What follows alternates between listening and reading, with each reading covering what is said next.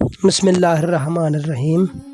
السلام علیکم ناظرین، ملک ٹی وی میں خوش آمدید کہتے ہیں۔ آئیے چلتے ہیں آج کی سٹوری کی طرف۔ میرے کمرے سے روز میری ایک لپسٹک غائب ہو جاتی تھی۔ میں بڑی پریشان تھی کیونکہ میرے گھر میں تو کسی عورت نہیں تھی، صرف شوہر اور سسر تھے، نہ ہی کسی کا آنا جانا تھا۔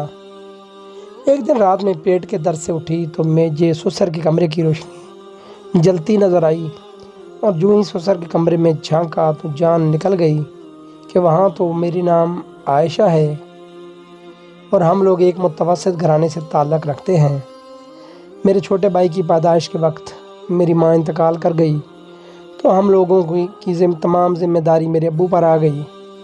اپنی جان کے ساتھ ساتھ میری ذمہ داری اٹھانا ان کے لیے کافی مشکل ہوتا جا رہا تھا، اس لیے ابو نے ہمارے لیے ایک آیا رکھ لی۔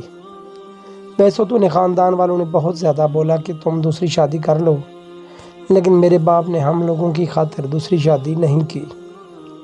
جب ہم لوگ بڑے ہوئے تو انہوں نے ہمیں مختصر سا پڑھایا اور پھر ہماری شادی کے بارے میں سوچنے لگے۔ انہوں نے ہماری شادی بھی ایک ایسے خاندان میں کروائی جہاں ہمیں زیادہ ذمہ داریوں کا بوجھ نہ اٹھانا پڑے۔ میری جہاں شادی کروائی اس فیملی کے اندر ایک میرا شوہر اور سسر ہی رہتے تھے، بس مجھے انہی لوگوں کی ذمہ داری سنبھالنی پڑتی تھی۔ جب میں ان کے گھر پہ آ کر آئی تو شروعات میں تو میں بہت زیادہ خوش تھی، مگر دھیرے دھیرے مجھے کچھ عجیب سا احساس ہونے لگا، اور یہ احساس شاید مجھے پہلی بھی ہو جاتا، لیکن میں نے اپنی چیزوں پر دھیان نہیں دیا۔ مگر جب دھیان دیا تو مجھے ایسے محسوس ہونے لگا کہ اس گھر کے اندر بہت بڑی گڑبڑ ہے، کہ مجھے سجنے سنورنے کا بہت شوق تھا۔ میرے شوہر بھی کہتے تھے کہ میرے لیے سج دج کر رہا کرو، تو میرا دھیان زیادہ میک اپ کی طرف رہتا تھا۔ مگر میرے ابو نے جہیز میں مجھے اتنا میک اپ دیا تھا کہ مجھے کسی چیز کی کمی کا احساس ہی نہیں ہوا، لیکن پھر بھی دھیرے دھیرے میری چیزیں کم ہونے لگیں۔ میرے کمرے سے روز میری ایک لپسٹک غائب ہو جاتی۔ میں بڑی پریشان تھی کیونکہ میرے گھر میں تو کوئی عورت ہی نہیں تھی، صرف شوہر اور سسر تھے، نہ ہی کسی کا آنا جانا تھا۔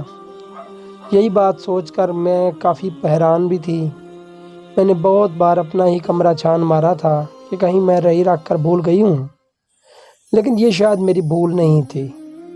میری چیزیں کم ہو رہی تھیں اور وہ کہاں جا رہی تھیں مجھے بالکل بھی نہیں معلوم تھا۔ ایک دن رات میں پیٹ کے درد سے اٹھی تو مجھے سسر کے کمرے کی روشنی جلتی نظر آئی، اور جو ہی سسر کے کمرے میں جھانکا تو جان نکل گئی کہ وہاں تو کوئی عورت لال سرخ جوڑا پہن کر میری طرح سولہ سنگار کر کے آئینے کے سامنے بیٹھی تھی، اور اس کے ہاتھ میں میری ہی لپسٹک تھی جسے وہ اپنے ہونٹوں پر بار بار لگا رہی تھی۔ یہ دیکھ کر میری چیخ نکل گئی۔ میں اس عورت کو نہیں جانتی تھی۔ میں گھبرا گئی اور میں بھاگتے ہوئے اپنے کمرے میں آ گئی۔ اپنے شوہر کو جھنجھوڑا، مگر انہیں نیند ہونے کی وجہ سے وہ اتنی جلدی نہیں اٹھ سکا۔ جب وہ اٹھا تو میں نے اسے کہا کہ تمہارے ابو کے کمرے میں کوئی ہے۔ میری بات سن کر انہیں لگا کہ میں رات کے وقت مذاق کر رہی ہوں، اس لیے انہوں نے مجھ پر غصہ نہ کرنا شروع کر دیا، لیکن میں نے کہا نہیں، میں نے واقعی آپ کے باپ کے کمرے میں کسی کو دیکھا ہے، چاہیں تو آپ بھی میرے ساتھ چل کر دیکھ سکتے ہیں۔ میری بات سن کر انہوں نے کہا ٹھیک ہے، لیکن اگر تمہارے بات مذاق نکلی تو رات کے وقت اچھا نہیں ہوگا۔ میں نے کہا ٹھیک ہے۔ میں اپنے شوہر کو لے کر اپنے سسر کے روم کی طرف گئی، اور جب میرے سسر نے دروازہ کھولا تو یہ دیکھ کر میں حیران رہ گئی کہ وہاں تو کوئی بھی نہیں تھا، صرف میرا سسر اکیلا تھا۔ یہ دیکھ کر میرے شوہر کو بے حد غصہ آ گیا اور کہنے لگے کہ دوبارہ میرے ساتھ ایسا مذاق بالکل بھی مت کرنا۔ میں اس کی بات سن کر خاموش ہو گئی، اور جیسے ہی ہم اپنے کمرے میں واپس جانے لگے تو میرے سسر نے مجھے نظروں سے ہی چیلنج کیا۔ اس کی آنکھوں میں واضح چیلنج نظر آ رہا تھا۔ میں اسے دیکھ کر حیران رہ گئی۔ میں نے آج تک اپنے سسر کا ایسا کوئی روپ نہیں دیکھا تھا۔ مجھے حیرانی اس بات کی نہیں تھی کہ مجھے اس وقت ڈانٹ پڑی، حیران تو میں اس بات پر تھی کہ آخر انہوں نے وہ عورت کہاں گم کر دی۔ پھر اگلے دن بھی ایسا ہی ہوا، مگر اس بار میری لپسٹک کے ساتھ ساتھ میرا دوسرا میک اپ کا کچھ سامان بھی گم ہو گیا تھا۔ کر مجھے بہت زیادہ غصہ آتا، کیونکہ میرے میک اپ کا سامان کوئی سستا نہیں تھا۔ کچھ اسی وجہ سے بھی زیادہ غصہ آتا تھا کہ مجھے کل رات سننے کو بھی ملا تھا۔ پھر اچانک میرے دماغ میں ایک ترکیب آئی، تو میں نے اپنے سارے میک اپ کا سامان اٹھایا اور ایسی جگہ پر چھپا دیا جہاں کسی کی سوچ بھی نہیں جاتی تھی، اور میں خود اپنے شوہر کے ساتھ کھانا کھانے کے لیے باہر گئی۔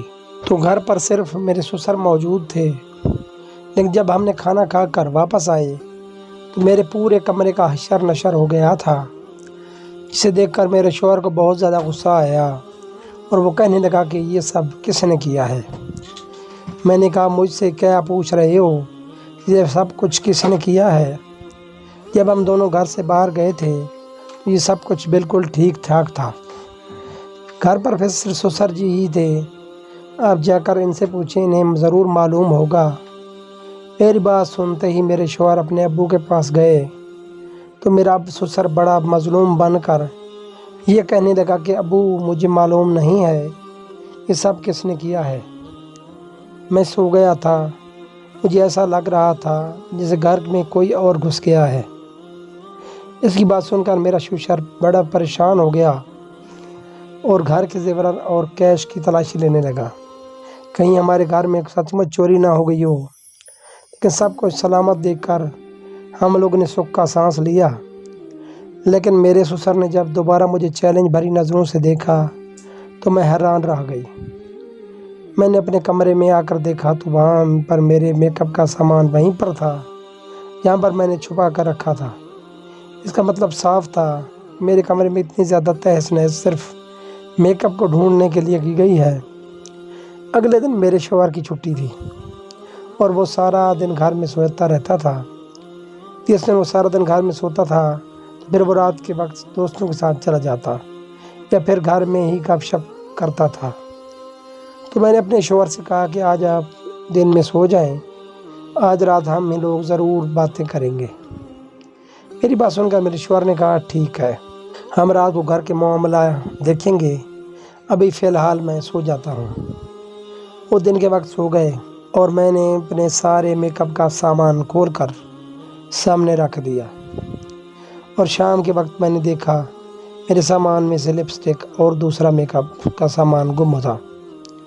اور پھر رات کے وقت ہم لوگ باتیں کرنے لگے، جب میں نے دیکھا کہ وہی ٹائم ہے جس ٹائم پر میں اس دن رات کے وقت اٹھ کر اپنے سسر کے کمرے میں چلی گئی تھی اور میں نے وہاں اس عورت کو دیکھا تھا۔